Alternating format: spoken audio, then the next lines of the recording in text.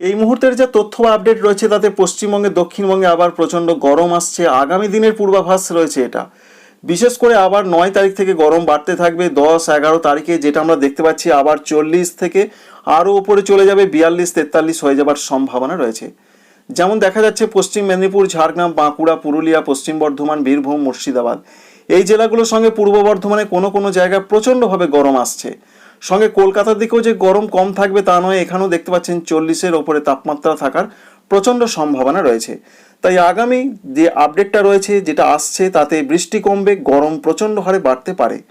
এবার উত্তরবঙ্গের ক্ষেত্রে ততটা গরমের পরিস্থিতি নেই, তবে পশ্চিমবঙ্গে দক্ষিণবঙ্গে তাপপ্রবাহ বইবে কিনা তার আপডেট নেই। তবে তাপপ্রবাহের মতন পরিস্থিতি আরেকটা তৈরি হতে পারে, সেটা মে মাসের মাঝামাঝি সময়ের দিকে। ঝাড়খণ্ডে প্রচণ্ড গরম পরিস্থিতি নতুন করে ফিরবে। 9 তারিখ থেকে তাপমাত্রা চটচর করে বাড়বে, 5 ডিগ্রি সেন্টিগ্রেড পর্যন্ত তাপমাত্রা বাড়বে, এটাই বলছেন আবহাওয়া দপ্তর। এবার ফিরে আসছি মূল বিষয়, বৃষ্টি কখন হবে, বৃষ্টির সম্ভাবনা কতটা। আপাতত যা পূর্বাভাস রয়েছে তাতে দেখতে পাওয়া যাচ্ছে 5 তারিখের দিকে বৃষ্টির সম্ভাবনা উত্তরবঙ্গের জেলাগুলোতে খুবই বেশি রয়েছে। প্রত্যেকটা জেলাতে বৃষ্টি হবে, অনেক জায়গায় বৃষ্টি হবে, এটা পরিষ্কার করে জানানো হয়েছে। দার্জিলিং, কালিম্পং, জলপাইগুড়ি, কুচবিহার, আলিপুরদুয়ার, উত্তর দিনাজপুর, দক্ষিণ দিনাজপুর, মালদহ প্রত্যেকটা জেলার অনেক জায়গায় বৃষ্টি হবে। সঙ্গে আসাম, মেঘালয় এখানে প্রচণ্ড বৃষ্টিপাতের সম্ভাবনা রয়েছে, বিশেষ করে 6, 7, 8 তারিখ পর্যন্ত। 9 তারিখেও মাঝারি বৃষ্টি হবে। কিন্তু পশ্চিমবঙ্গে দক্ষিণবঙ্গের জন্য যেটা বলা হয়েছে, বিরাট ধরনের বৃষ্টির খবর নেই। মূলত যেটা আবহাওয়া দপ্তর বলছেন এবং যেটা আমরা দেখতে পাচ্ছি, বিরাট ধরনের বৃষ্টি কিন্তু দেখা যাচ্ছে না। তবুও বলা হয়েছে যে পূর্ব বর্ধমান, এছাড়া নদিয়া, বীরভূম, মুর্শিদাবাদ এখানে 5 তারিখ সোমবারের দিকে কোথাও কোথাও বিক্ষিপ্ত ধরনের বৃষ্টি হতে পারে। অন্যান্য জেলাগুলোতে বৃষ্টির সম্ভাবনা খুবই কম, তবুও 2-1 জায়গায় হতেও পারে, নাও পারে।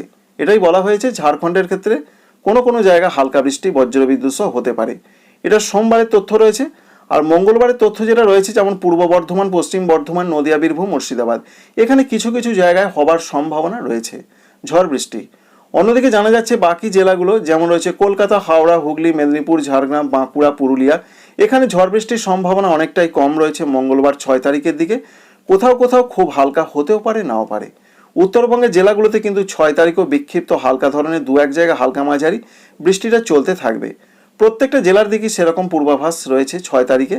তবে 7 তারিখের ক্ষেত্রে যে আপডেট রয়েছে, যদিও আমরা 6 তারিখে দেখতে পাচ্ছি যে নিচের দিকে জেলাগুলোতে হতে পারে, তবে 7 তারিখে যেটা বলা হয়েছে, 7 তারিখে মূলত ওপরের জেলাগুলো দার্জিলিং, কালিম্পং, জলপাইগুড়ি, কুচবিহার, আলিপুরদুয়ারে বিক্ষিপ্ত ঝড় বৃষ্টি হবে, নিচের জেলাগুলোয় বৃষ্টি হবে না।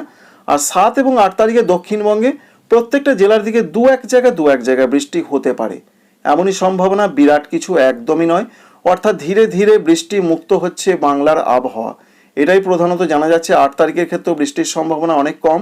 বৃষ্টি প্রচণ্ডভাবে বাড়বে ভারতবর্ষের আসাম, মেঘালয়, অরুণাচল প্রদেশের দিকে।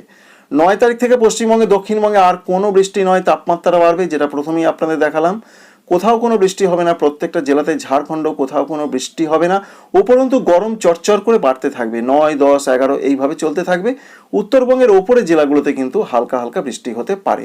আর সারা ভারতবর্ষের মধ্যে এই মুহূর্তের যা তথ্য রয়েছে, গুজরাট, রাজস্থান, দক্ষিণ পশ্চিম রাজস্থান এখানে ভারী বৃষ্টি চলছে এবং চলবে, সেটা আগামী 2 বা 3 দিন চলতে পারে, এমনটাই জানা যাচ্ছে। সুতরাং পশ্চিম ভারতে কিন্তু বৃষ্টির সম্ভাবনা খুব বেশি, মধ্য ভারতে বেশি, উত্তর ভারতে বেশি, পূর্ব ভারতে বেশি, উত্তর পূর্ব ভারতে বেশি। আর এই যে বৃষ্টির পরিবেশ তৈরি হয়েছে সারা ভারতবর্ষের বেশ কিছু কিছু জায়গাতে বা রাজ্যে, সেই বৃষ্টির সম্ভাবনা 8 তারিখ পর্যন্ত চলতে পারে। 9 তারিখ থেকে সারা ভারতবর্ষে বৃষ্টির সম্ভাবনা অনেক অনেক কমে যাবে, এটাই রয়েছে এখনো পর্যন্ত আপডেট।